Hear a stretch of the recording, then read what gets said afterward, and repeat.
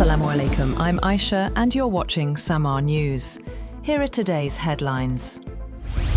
Iran's new supreme leader, Mojtaba Khamenei, has reportedly rejected proposals to reduce tensions with the United States and demanded Washington and Israel first be brought to their knees. A senior Iranian official described Khamenei's position during his first foreign policy session as very tough and serious, saying he took a stance for revenge against the US and Israel. However, the official did not clarify whether the supreme leader attended in person or remotely. Meanwhile, Israel has claimed to have killed Iran's top security official, Ali Larijani, and Basij commander Gholamreza Soleimani in fresh airstrikes, marking a major escalation in the ongoing war. However, Iran has not confirmed the deaths, keeping uncertainty around the high-profile claims. Israel's defense minister, Israel Katz, said the military had killed Larijani in overnight airstrikes. Katz also claimed that Gholamreza Soleimani, commander of Iran's Basij militia, was killed in the same wave of strikes. The Israeli military said the operations were based on precise intelligence and targeted senior Iranian regime figures.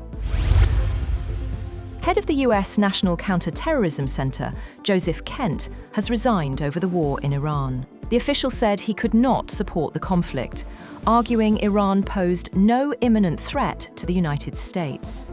In a letter to Donald Trump, Kent said the war was driven by pressure from Israel. The White House has not commented, and the move has caught intelligence officials off guard. Meanwhile, Baghdad has faced a major security incident as rockets and drones struck near the US embassy in the heavily fortified Green Zone. Iraqi security sources describe it as the most intense attack since the outbreak of the US-Israel conflict with Iran. According to Iraqi security officials, at least 5 drones and several rockets were fired toward the US embassy from surrounding areas of Baghdad. Witnesses reported seeing 3 drones heading directly toward the embassy. The United Nations says Israeli airstrikes in Lebanon may amount to war crimes under international law. A spokesperson for the UN Human Rights Office said strikes have hit residential buildings, displaced civilians, and healthcare facilities. The UN is calling for investigations into attacks in Beirut and Bint Jbeil. Separately, the World Food Programme warned the ongoing conflict could push 45 million people into acute hunger worldwide in the next 3 months.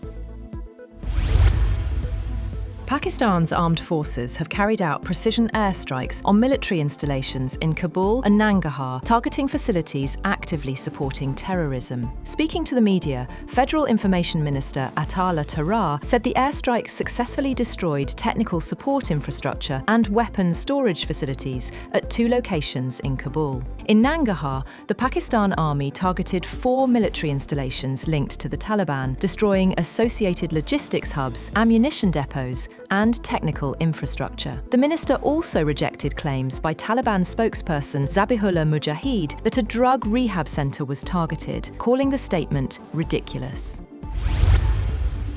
Iran is exploring relocating its 2026 FIFA World Cup matches from the United States to Mexico due to rising security risks following recent US and Israeli airstrikes. Mehdi Taj, president of Iran's Football Federation, said the team will not travel to the US unless safety can be guaranteed. The proposed move affects 3 group stage matches in Los Angeles and Seattle, raising major logistical challenges for FIFA, including stadium availability, travel, and broadcasting. FIFA has not yet commented, while the Asian Football Confederation said no formal withdrawal has been submitted. A decision to relocate would mark a first in modern World Cup history.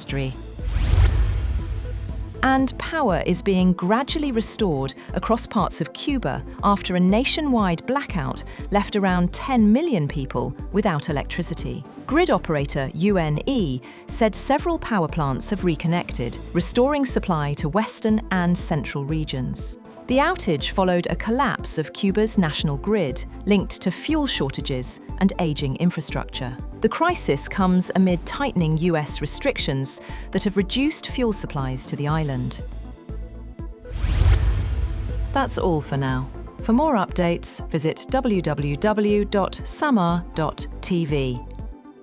Thank you for watching Samar News.